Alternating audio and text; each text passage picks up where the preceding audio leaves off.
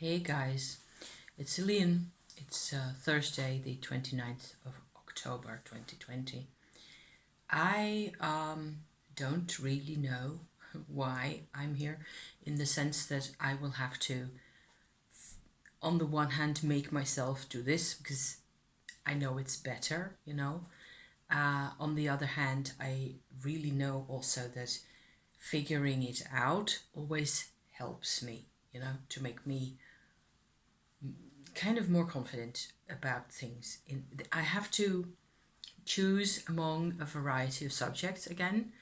I have been having a hard time over the past week with basically my innards, my underbelly, and period, things like that. And it's all been a bit more difficult.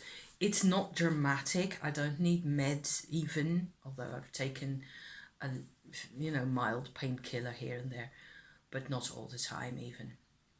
It's just that it has been it feels like it's been a big physical cleanse, which makes a lot of sense after the things that I've gone through over the past this year, even in terms of personal psychotherapy and development, and in finding the ways to have a life, basically. And one thing that I've done yesterday actually is I'm looking on this side because this is where my notes are. This is what my notes look like. And don't worry, I won't read this whole thing to you because, oh, terrible.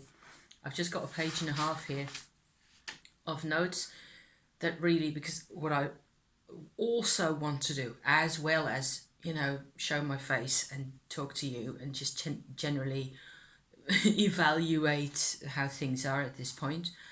I also want to tell you about this because what I've noticed, or what I feel anyway, is that on my channel so far, you get a lot of psychotherapeutic stuff. Recently, it's been a lot about that. I think a lot around the narcissist themes and, sort of finally getting to grips with that and understanding how it works really.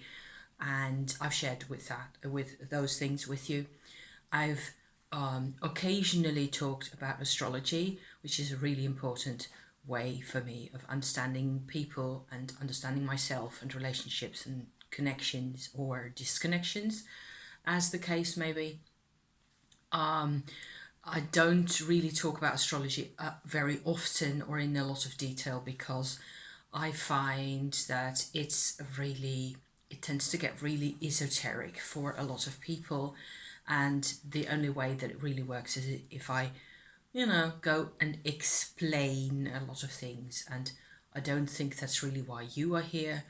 And but it's benefited me endlessly. So I recommend studying astrology to anybody who's interested in that kind of thing. It is the world really opens up for us. It just becomes a different thing, really. There's a couple of number of important to me in terms of personal growth. There have been a couple of other important phases and events and things and changes over the years, and I've shared a lot about them as well.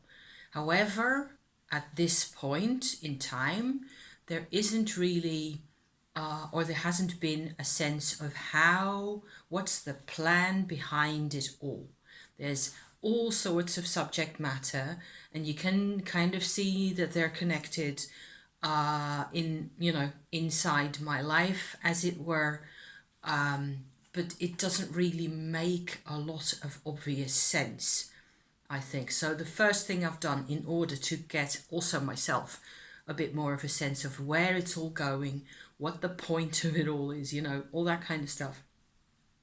I've made a chronology of the past, 25 years basically, very, succinctly summarized in terms of the basic things that have happened in in me, for me, in terms of personal growth only.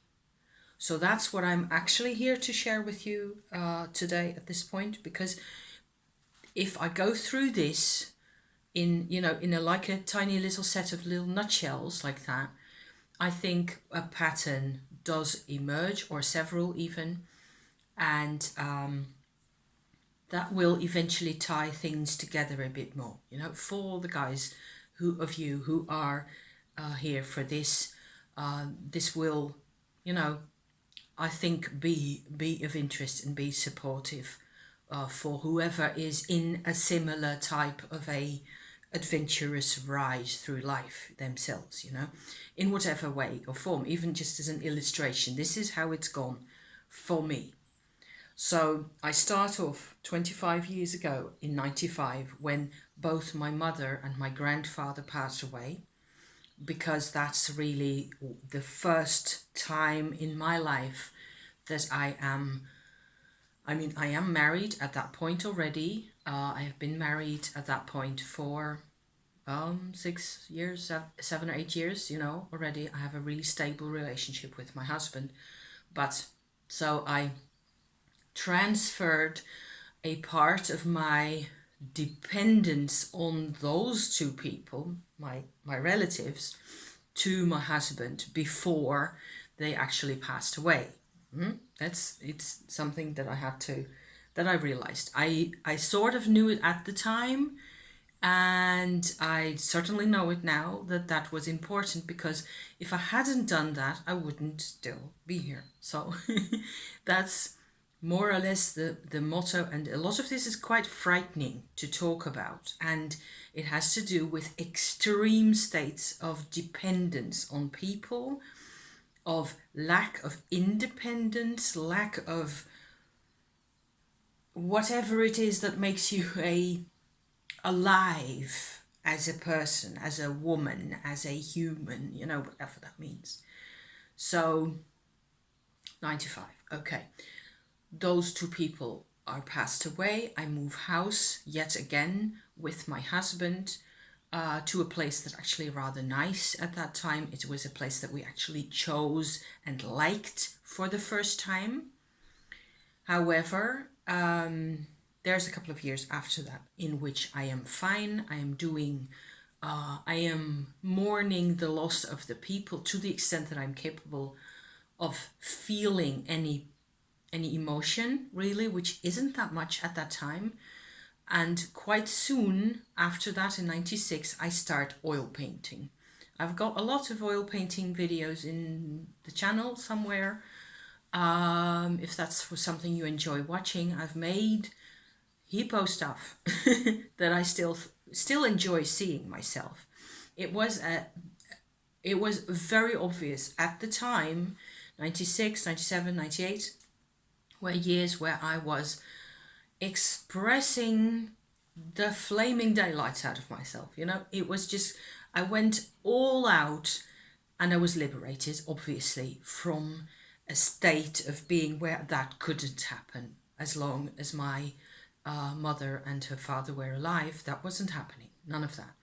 So that's quite obvious. It was an important phase for me to do all that painting work, and I enjoyed it immensely. And sometimes I really want to go back there to just, so I have all my paints still available, only I find it a lot more difficult now to get anything done than also because I have lots of other things. So it's more that a matter of also having the fact that oil paint, which is my favorite material, technique, is very time consuming.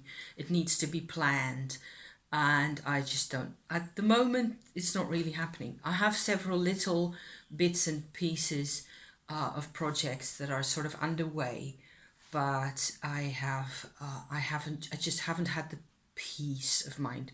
In 2020, small wonder, wouldn't you say? Huh? Yeah, it's been such a crazy year. So then there's this big interruption. It actually in my trend for myself of completely creating my life according to whatever lives inside me. That's been my own. That was in a way. That's how I look at it. My life has been before I started working as a sales representative, which is really weird. I mean, I did volunteer work, and that's how I got in contact with the company that I started working as a sales rep for.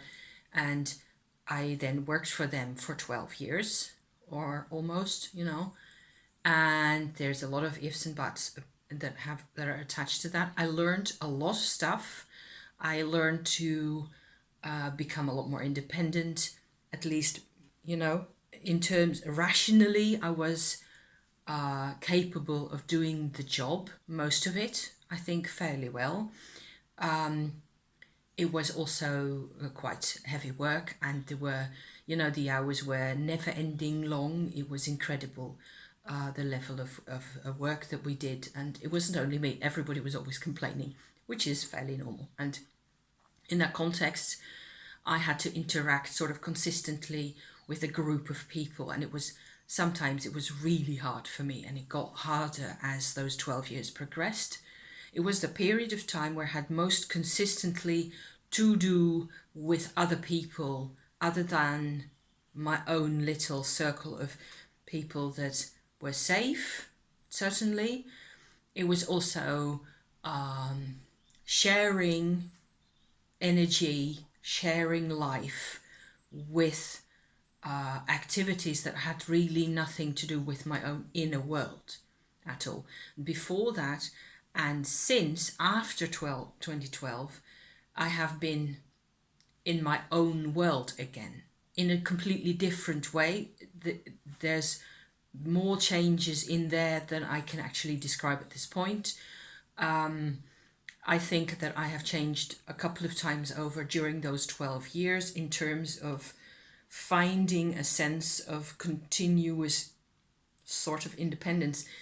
It was all very rational, and the overwhelming sense towards the end of that period certainly was that I wasn't getting anywhere anymore. It was exhausting. I felt exhausted. A lot of other people felt exhausted as well, and we didn't feel like my baseline was what I've written down here is that I couldn't really do what was expected of me in terms of emotional surrender. And by the moment I'm here sharing this with you, I actually know why that is, right? You have to have a certain level of self-awareness, a solidity inside yourself that you're aware of, for you to be able to surrender that to whatever it is that needs to be surrendered to. And that wasn't the case. I just didn't have any access to important emotional levels inside myself, which is just what I'm mapping out here. And this is where it gets kind of interesting, because after 2012, I had a soul retrieval experience that I've already discussed a couple of times. I have then had the soul retrieval experience was really weird, and it was really it was completely strange and alien to me what happened. And it took me another 3 years to get used to the idea, really. And I call this my soul retrieval adaptation period, because it took me all of 3 years, and it might have taken longer if I hadn't been egged on by people and by slightly being scared of what was happening, into finally connecting with this lost soul part that I had encountered in my YouTube regression session that I did in 2012. So it took me 3 whole years to get my head around the idea that there was actually, that I needed to not only be aware of this figure that I had encountered in that regression, but to actually, draw that into myself. I had to decide that that's what I wanted, and that was the only way that made sense. It was the only way forward. In 2015, I realized that I wasn't getting anywhere staying where I was, keeping things as they were. I needed to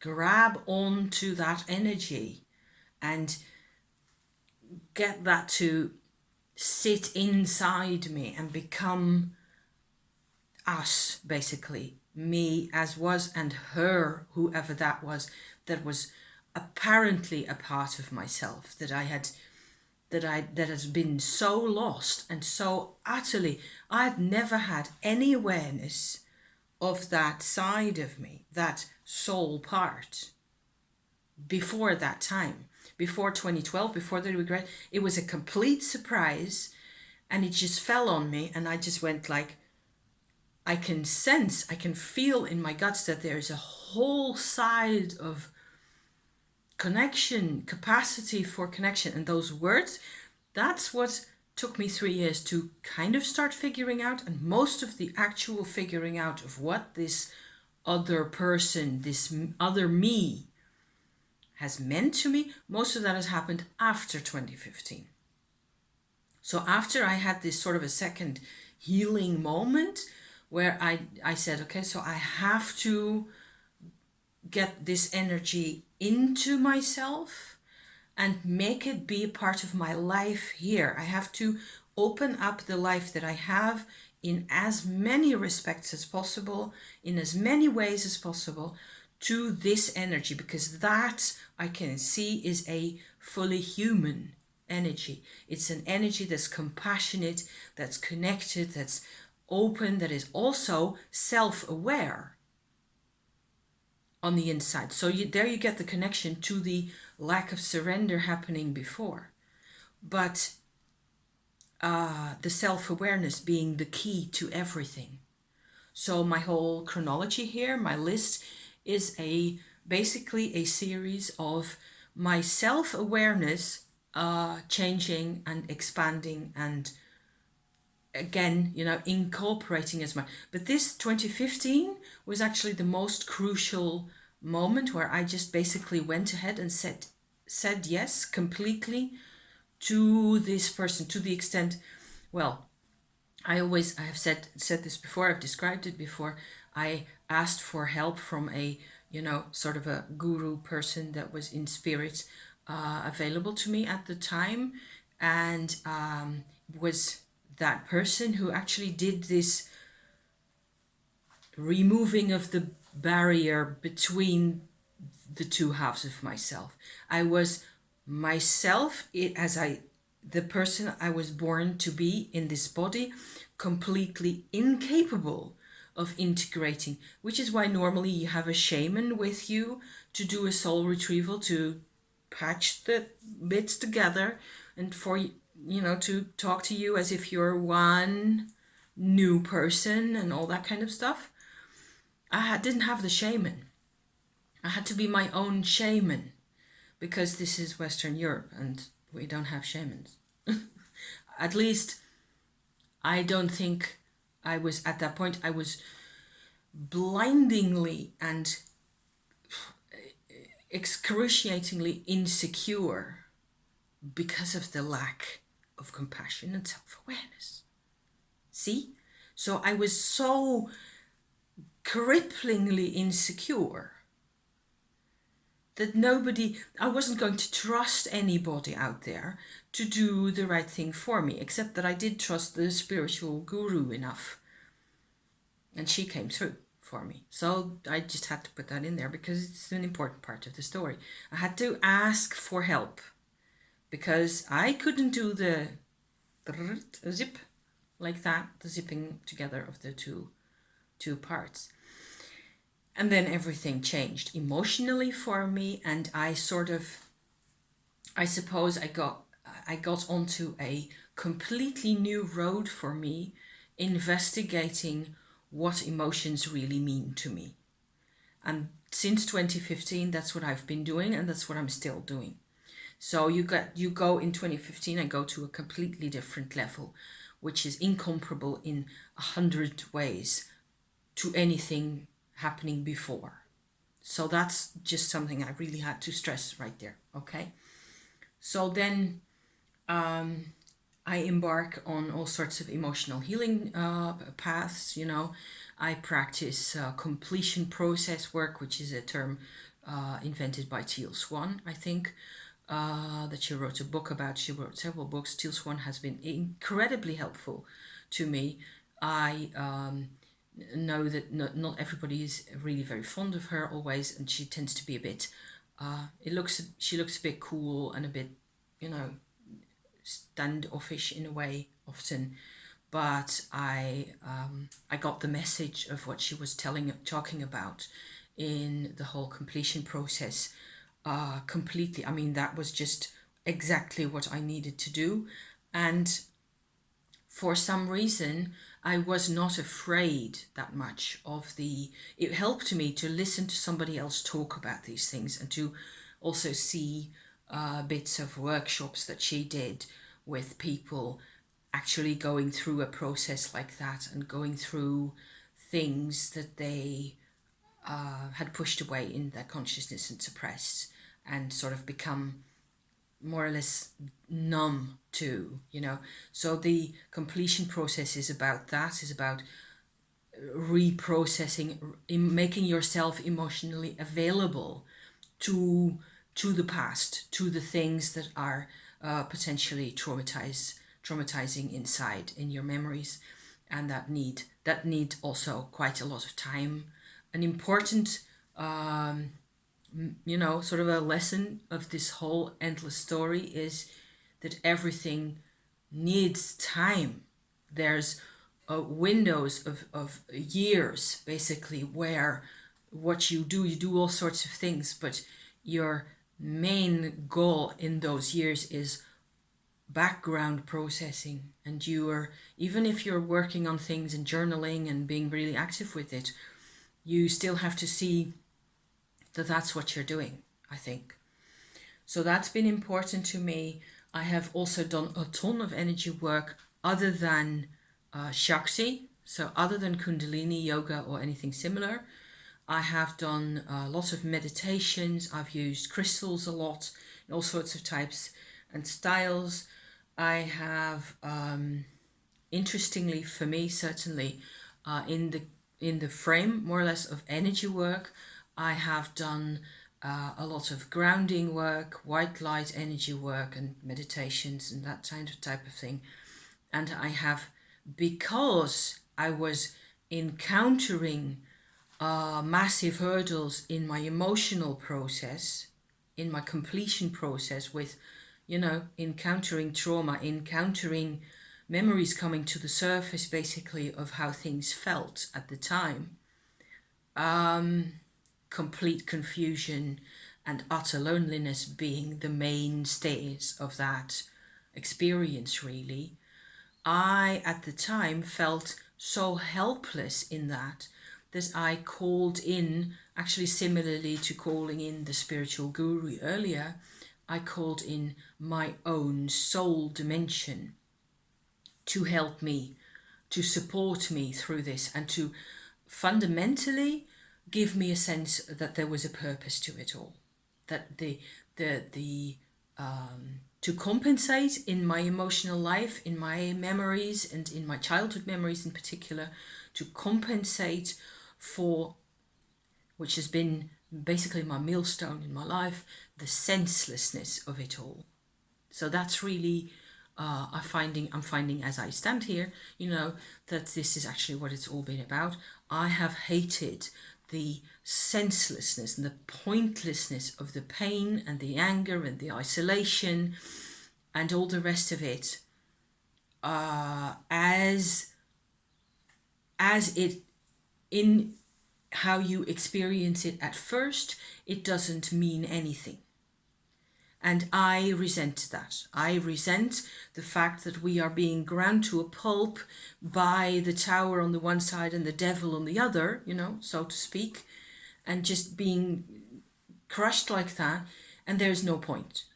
I don't mind suffering if I get that there's a point somewhere, and my connection to my soul dimension.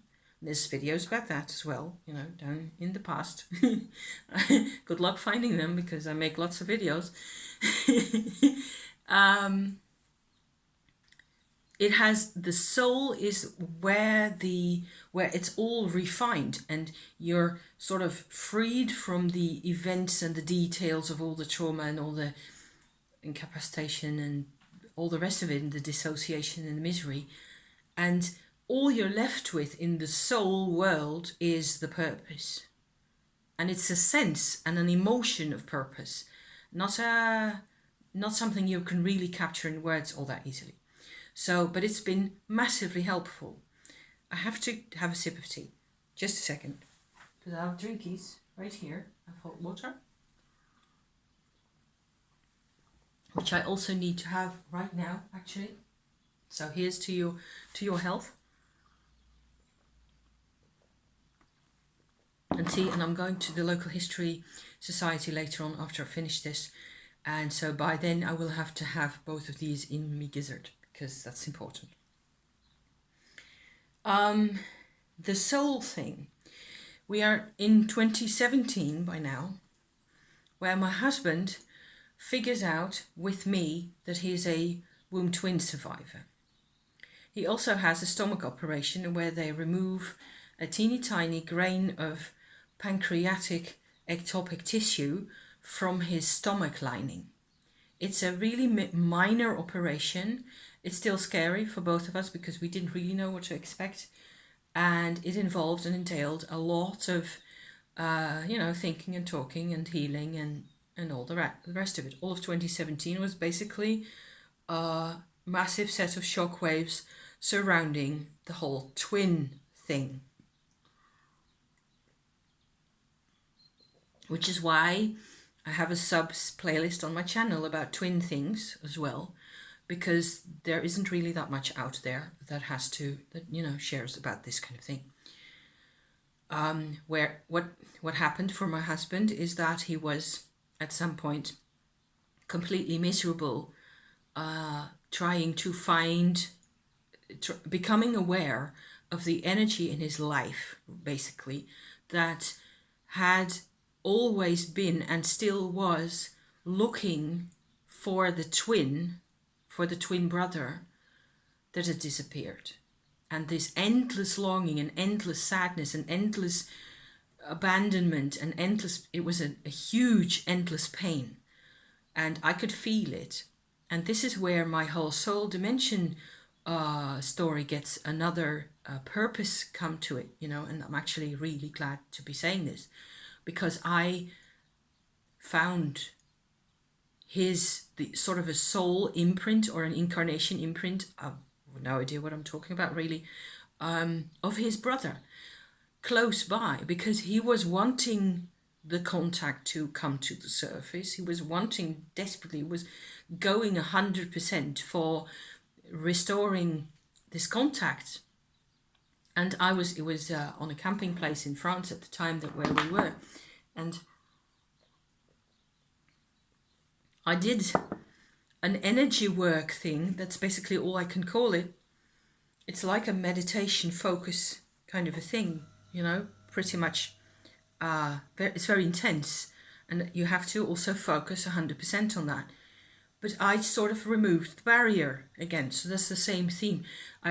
As with my own soul retrieval kind of a dealio, I figured out that here's my husband's consciousness right beside me. Here's the consciousness that I see of his twin brother, whom we call Peter, and they're on these different levels. But that doesn't mean that they can't see each other or talk to each other, because I can see both. So I just removed the non-awareness. Peter could see him quite easily. All I needed, it was for him to, I sort of extended his consciousness. I did a little growing thing where he suddenly opened up to the level where he could sense his brother's presence. And he was over the moon and ecstatic and almost crazy with joy all of that day. And that freaked me out, because then I felt like, okay, so I have actually done something. I did a thing. Oh, it still freaks me out if I think about that. So you can see how there was a purpose to the whole soul investigation, which wouldn't have happened without the whole regression video earlier. You see, there's a very much a logical sequence to the whole thing. It freaks me out. Yeah. So then as this all has sort of developed, and we get into 2018, I by then have started YouTube. I've started also doing a lot more concrete, practical things. I've started going into family tree research. I have started organizing the photographs that I have piles of junk of. 2018 has been my year for getting my junk organized. So that was pretty crucial as well. I had to choose often, with piles and boxes full of stuff that didn't really have a function in my life anymore, didn't have a purpose in my life, little pots and bits and things. The result of that was that getting rid of all the clutter and all the useless, in my life, useless items meant a complete shift in consciousness with respect to the things that are still here. So everything that's in my house now, even though it's still quite a mess and I can't seem to keep it organized at all, everything that's here has a purpose, has a role to play in this house for some reason or other. So that was important in 2018. I realized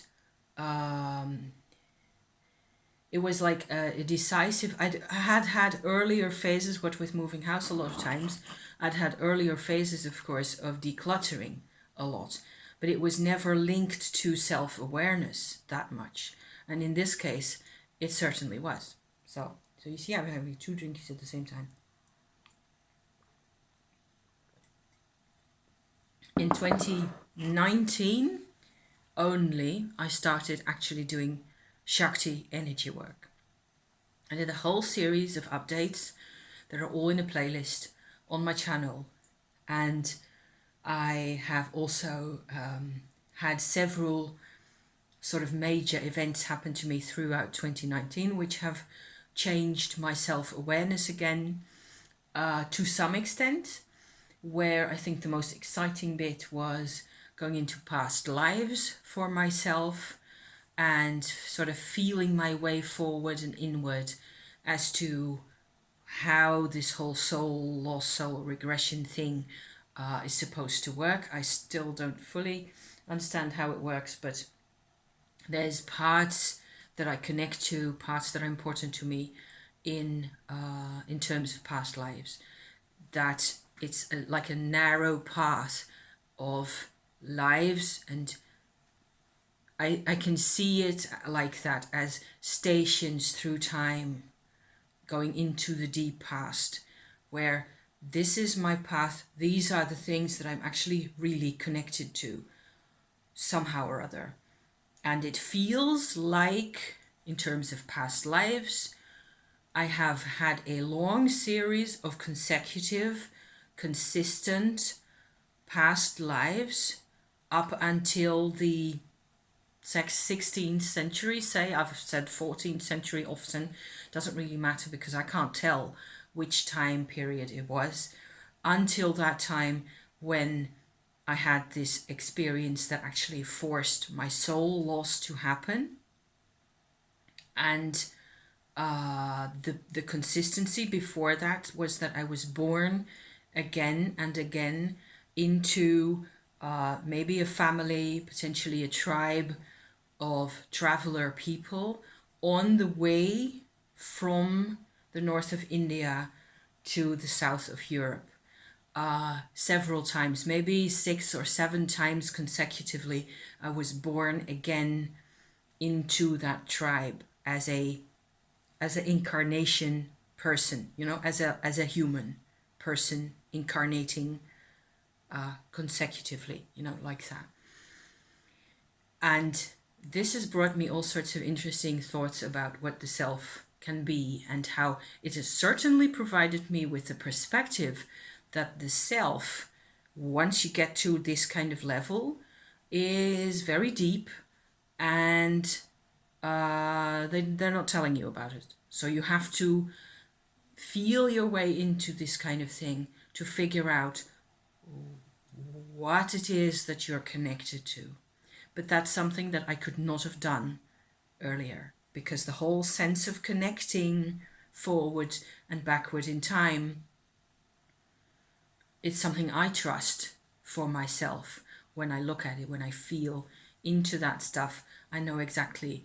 And there's even sort of like weird bits and fragments of images of what looks like old memories, that belong to those lives that come back to me, which is something I've heard other people say as well. So I'm not talking utter gibberish here, I think. So there's other things in 2019. The whole Shakti energy work has been very important, because I spent a year practicing interacting with my Kundalini energy and feeling what it felt like, and learning that I could actually direct it somewhere and it would do what I asked of it, and see the playlist for all that stuff. I also ended up having a 2-month-long intermittent telephone conversation with my dad that I'm physically related to, and it was particularly useful in terms of learning about family traits and things that were going on in my family that I had too little information about before at that time.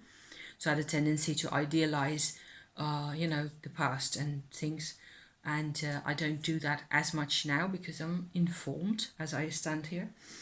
I found during all this time, I started YouTube, as I said, in 2017 in the autumn, and I have found it extremely helpful to vlog, as I do at this moment. Again, it is what I find helpful to get my thoughts organized, figure out the real priorities in my life. Has been something that actually came to me out of vlogging, out of getting the apparatus to the brain to talk about the things. The important stuff becomes apparent as I do it. So I can write it down, I can journal about it, I can do all those things, but this is different. And I occasionally get comments from people, most of which have been excellent and supportive, and it's just made a world of difference. I can tell you about that. So thank you, and to all of you. And also, if you never comment and just watch, I still bless you, because that's why I do this. Apparently this is my job, to get this stuff out there.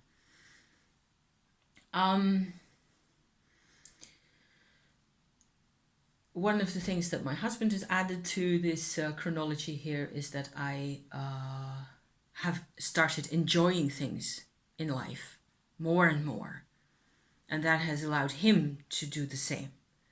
So our whole, that's not really a self-awareness kind of a thing you would tend to think, but I may just ask you, why is that? Because you tend to forget yourself in joy, but it's a different kind of self-awareness, and it's important. And reclaiming the joy, and it's the best thing that has happened to me, and it is what this whole show was about in terms of personal motivation, how to gain more self-awareness. I didn't really necessarily think that getting the self-awareness was at the start, when I was, like a teenager or anything, I wouldn't have known what to do with it. But getting more joy out of life, now that's something that you could always drag me out of the house for.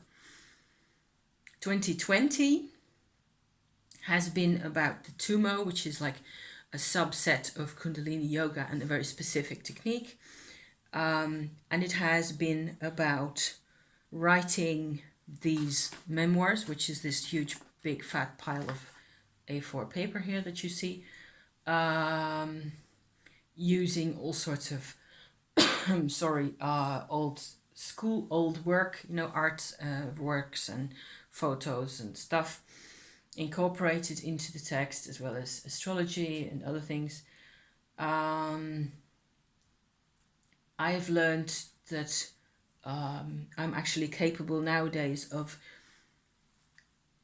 seeing many different perspectives at the same time, and writing and vlogging both have helped me incorporate different perspectives in a different context and seeing them next to each other. And it's fine to have several perspectives about something. It doesn't mean that that you don't necessarily. We tend to think as a society that we need to be single-minded about everything, and I just don't believe that, not at all.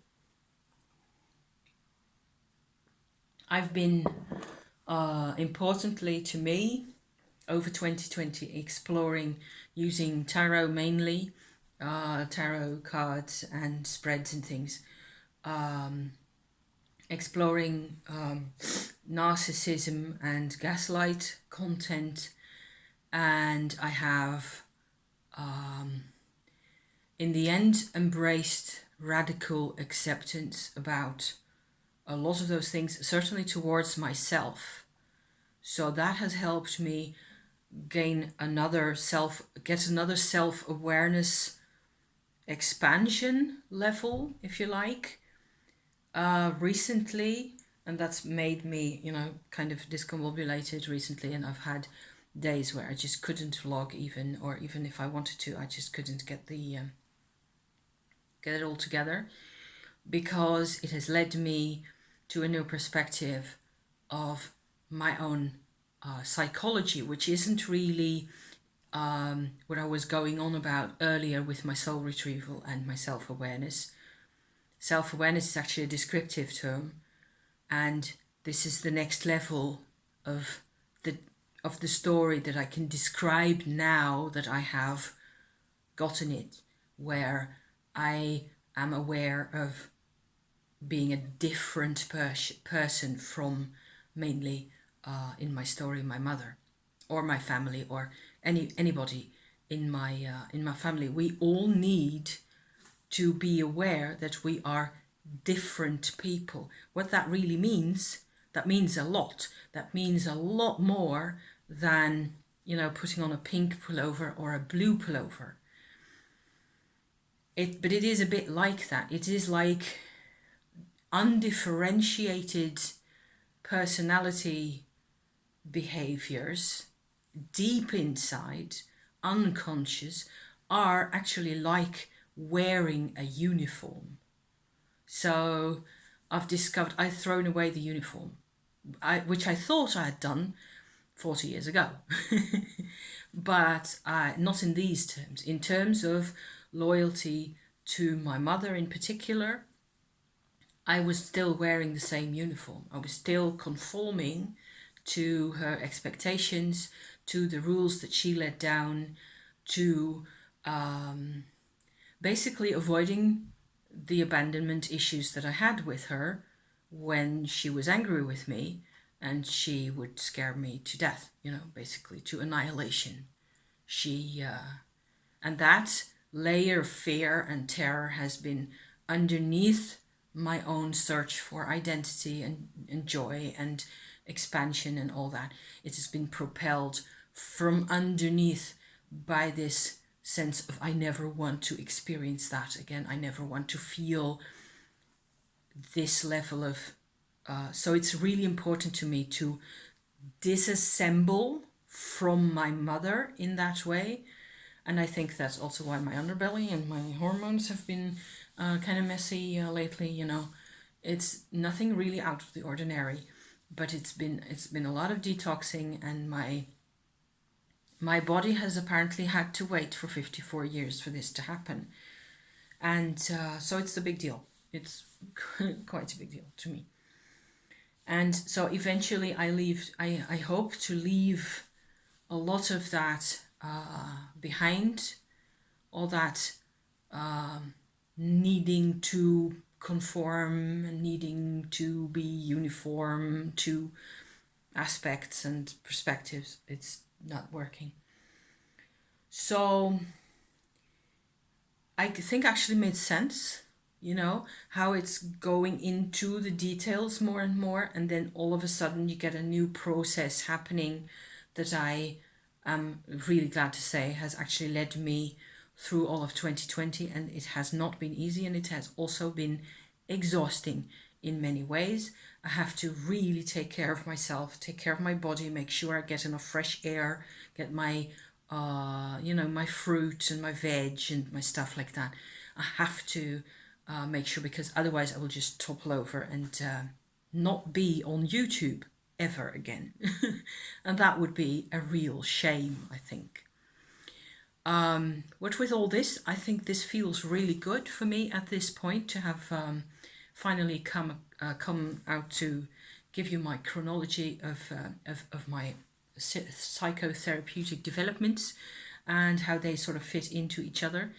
If you have thoughts about this, feel free to share in the comments. I hope positive and constructive thoughts, you know, in terms of what maybe you can have a sense of your own process, because I think everybody's on a process, no matter if you feel like you've done exactly the same thing for 20 years and it's getting to you.